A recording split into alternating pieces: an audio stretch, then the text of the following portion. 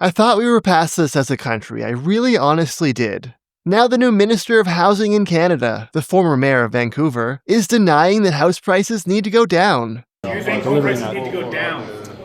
No, I think that we need to deliver more supply, make sure the market is stable. It's a huge part of our economy. We need to be delivering more affordable housing. That was fast, but he said no to prices going down. We need to make sure the market is stable. He took to Twitter to clarify, but his position is contradictory. Of course housing should be more affordable, but we don't want to reduce the price of a family's current home, which for most Canadians is their most valuable asset. When questioned on how you make homes more affordable without reducing the price of current homes, he said build affordable homes at scale. Here's a longer interview. How do you increase supply and make housing more affordable without ruining the retirement plans of people who have homes that they want to eventually cash out on? How do you thread that needle as minister? Yeah, it's that is a challenging piece there, and that's where we're looking at several different aspects of the housing market. Market housing obviously is driven by market prices, and people that own housing or own buildings, they're riding on that market price. We have to make sure that we are building below market housing at a scale that makes sure we don't have people sleeping in the streets, that our young people can access the housing market, some incentives and opportunities for people to get into the market. We got to make sure that people's assets are obviously protected, and that's the market housing.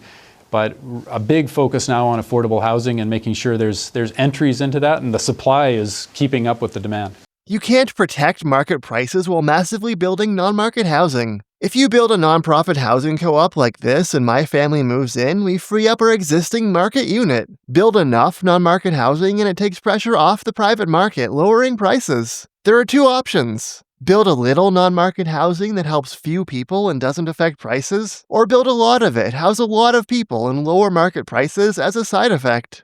A homeowner might wonder, can't they just build affordable small apartments without affecting the value of my single-family home? Not necessarily. Many detached homes are shared by roommates. I knew people who did this in university. If lots of affordable studios or one-bedroom apartments get built for people who used to share a larger place, that's less demand, lower prices for detached homes. Even if these markets were completely separated though, do we really want to only solve the housing crisis for single people and small households? We'd have abundant small apartments. Great, seriously. But families who want a larger apartment, a townhouse, or a single-family home are left to pay extremely high prices to prop up people's investments? I honestly thought we were past this as a society. Treating housing like the S&P 500 or the TSX was the norm in the 2010s, but then the market got so crazy during COVID that I thought people realized how big of a catastrophe it was. Here's the average price of a home in Canada. It stands at close to $717,000, up 31% from last year, and that is the biggest annual gain on record. It's important to understand that the recent rapid increases in home prices are not normal.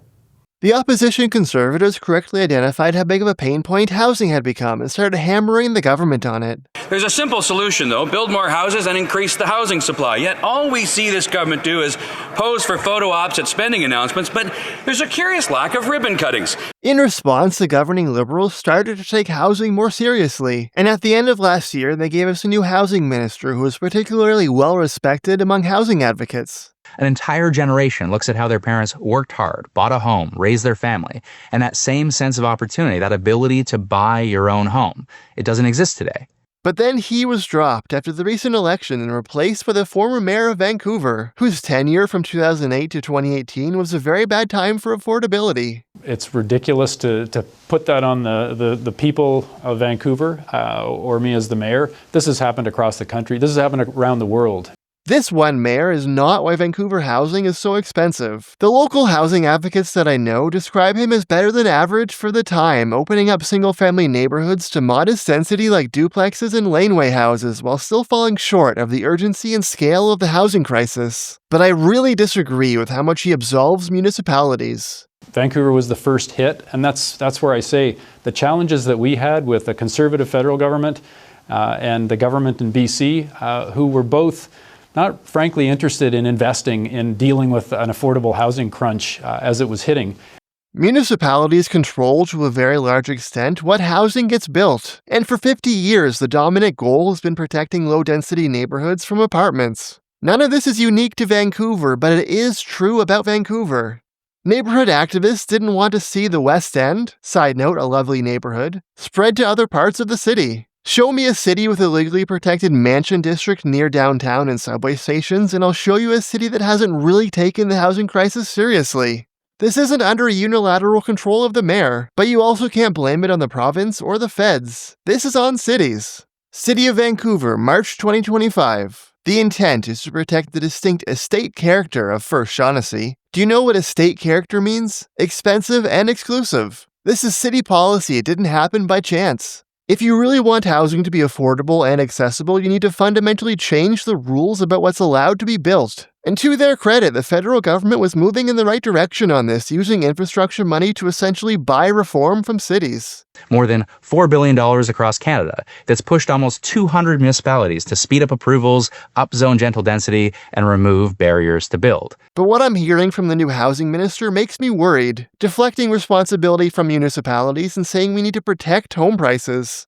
We got to make sure that people's assets are obviously protected. This isn't even electioneering. They already won the election under the previous housing minister who said, it's not the government's job to protect a certain amount of equity that's built up in a person's home. We're going backwards in messaging on this. I just can't help but wonder, what reforms are they going to hold back on in order to protect the value of homes as an investment? Can you keep repeating this goal and then say it has no effect on policy? Some say high prices are needed to fund people's retirements, but that's not free money. It comes from saddling new buyers with huge mortgages. That's official government policy? Are you trying to alienate young people from any sense of attachment to this country? It doesn't even target seniors in need. It ignores or even hurts seniors who rent, and seniors who own get a windfall regardless of whether they need it. Some will use the equity to pay for a nursing home, but others will be well-off retirees funding RVs, golf memberships, and winter homes in Arizona. I wish those people a happy retirement, but they don't need extra help.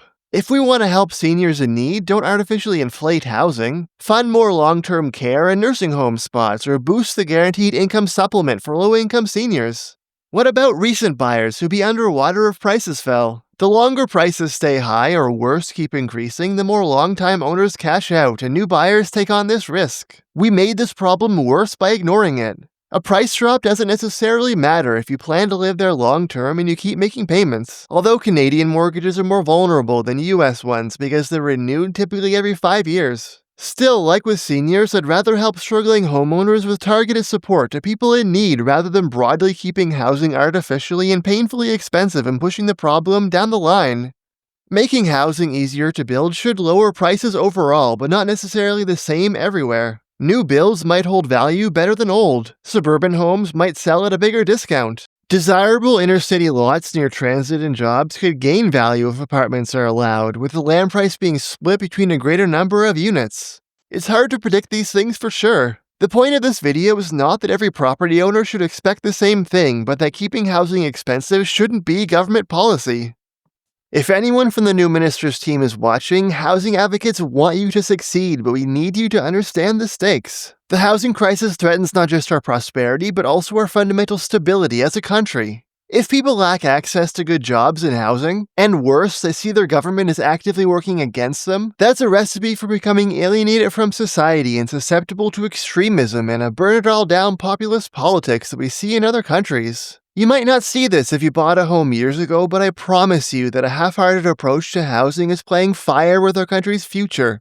My advice? Your government just won an election on nation building. Now's the time to be bold. Go all in on market and non-market housing, rentals and ownership, single and family-sized homes. Don't try to fix housing just for some. Take municipal barriers and NIMBYism seriously.